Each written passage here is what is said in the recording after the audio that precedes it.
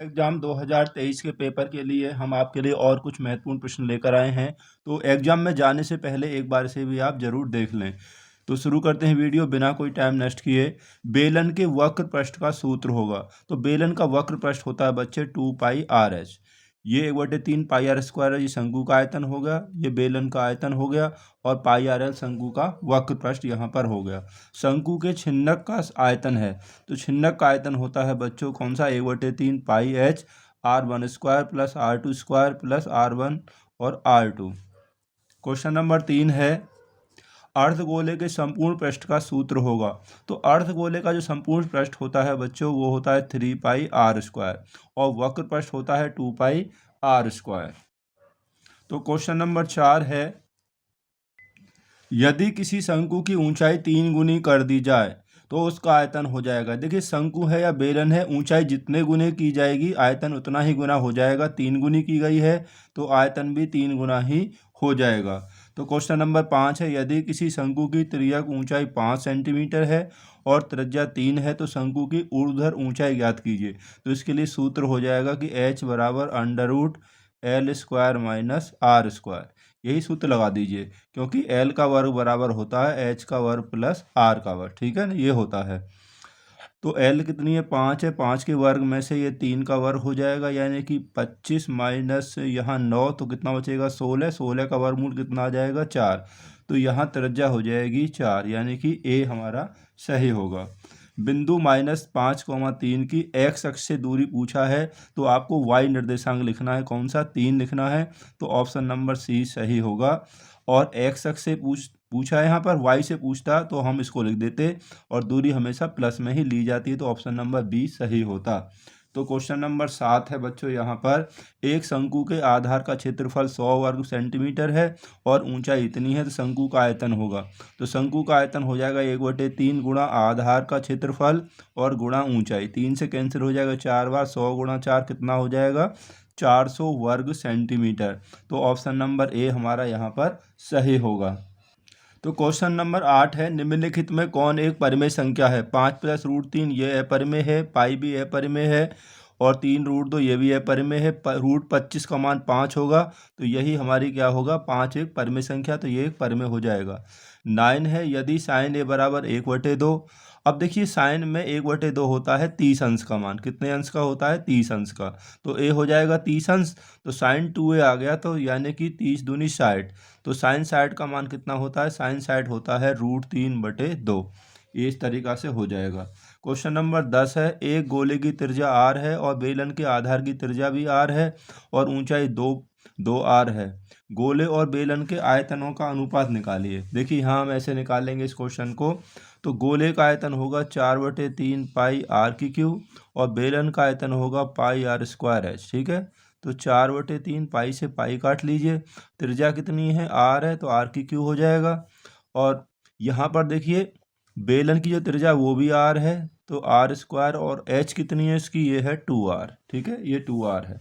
तो इसे अब सॉल्व कर लेंगे, 4/3 r³, तो ये कितना हो जाएगा, गुणा करने पर 2r³ हो जाएगा, इससे कट जाएगा, और 2 से 4 कट जाएगा 2 बार, तो बचा 2/3, यानी कि 2:3। तो यहाँ पर जो ऑप्शन नंबर होगा वो ऑप्शन नंबर ए हमारा यहाँ सही होगा। तो क्वेश्चन नंबर जो 11 है वो हमें दिया हुआ है, यदि 10 सेंटीमीटर कॉर के घनाकार लकड़ी के टुकड़े से काटकर अधिकतम आयतन का एक शंकु बनाया जाता है, शंकु का आयतन होगा। देखिए घन से जो शंकु या बेलन बनाया जाएगा उसका व्यास और ऊंचाई घन की भुजा के बराबर होगी। तो शंकु का आयतन होता है 1/3 पाई r²h। ठीक है, तो 1/3 पाई का मान रख दीजिए 22/7।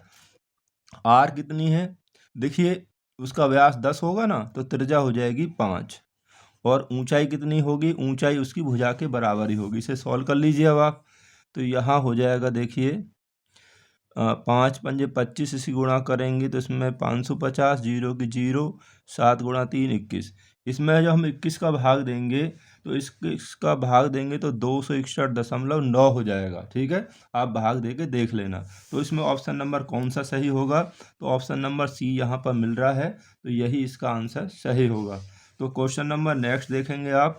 तो क्वेश्चन नंबर 12 है बच्चों, क्या है कि एक गोले का व्यास d है, उसका आयतन होगा। बहुत आसान है, देखिए गोले का आयतन होता है 4/3 पाई r/3। तो 4/3 पाई। अब या व्यास कितना है, d है, तो त्रिज्या हो जाएगी d/2 यानी कि आधी हो जाएगी। तो इसे हम कर लेते हैं, तो 4/3 पाई, तो यहाँ करेंगे घन तो ये हो जाएगा 8। 4 से कट जाएगा 2 बार, तो 2 गुणा 3 6 यानी कि 1/6 पाई d⁻3 ये हो जाएगा। तो ऑप्शन नंबर कौन सा सही होगा? ऑप्शन नंबर बी में यहाँ ऐसा दिया हुआ है, तो यही इसका सही आंसर है। तो नेक्स्ट क्वेश्चन है, तो क्वेश्चन नंबर 13 है, 12 सेंटीमीटर व्यास तथा 8 सेंटीमीटर ऊंचे बेलन को पिघलाकर 3 सेंटीमीटर त्रिज्या और 4 सेंटीमीटर ऊंचाई वाले शंकु बनाए गए हैं। शंकुओं की संख्या बताइए। अब देखिए शंकुओं की संख्या होगी बेलन के आयतन में, इसका भाग दे देंगे शंकु के आयतन का। तो बेलन का आयतन होता है πr² है, शंकु का होता है 1/3 पाई r² है। पाई से आप पाई काट लीजिए। तो अब यहाँ पर r², यहाँ व्यास 12 है तो त्रिज्या 6 हो जाएगी, 6 गुणा 6, और h कितनी है, वो 8 है। शंकु का आयतन 1/3, यहाँ r कितनी है शंकु की, 3 है, 3 का वर्ग 3 गुणा 3, और h कितना है यहाँ पर 4 है। 3 से यहाँ 3 कट जाएगा, 4 से 8 2 बार कैंसिल हो जाएगा, और यहाँ पर 3 से हो जाएगा 6 2 बार। 2 गुणा 2 4, और 4 गुणा 6 कितना हो जाएगा 24, यानी कुल 24 शंकु बनेंगे। तो ऐसा हमें ऑप्शन नंबर ए में दिया हुआ है। ऐसा क्वेश्चन आपसे ज़रूर कोई ना कोई पूछा जा सकता है, तो ध्यान रखें।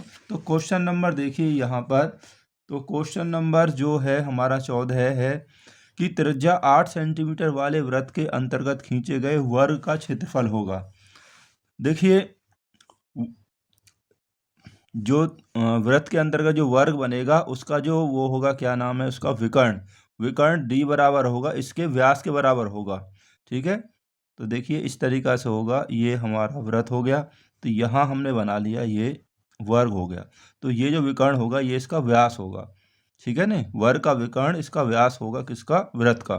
तो व्यास हो जाएगा, त्रिज्या 8 है तो ये 16 हो जाएगी। जब हमें वर्ग का विकर्ण दिया तो वर्ग का क्षेत्रफल होता है 1/2 विकर्ण का वर्ग कर दीजिए।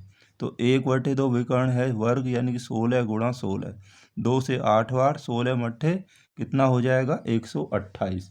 तो ऑप्शन नंबर यहाँ पर ऑप्शन नंबर बी हमारा सही होगा। वर्ग का क्षेत्रफल होता है 1/2 विकर्ण का वर्ग, या भुजा वर्ग भी होता है। तो क्वेश्चन नंबर 15 दिया है, उस त्रिभुज का केंद्रक होगा जिसके शीर्ष हमें ये दिए हुए हैं। तो केंद्रक जो होता है बच्चों बहुत आसान है, तो वह होता है, पहले आप x को जोड़ लीजिए, ठीक है।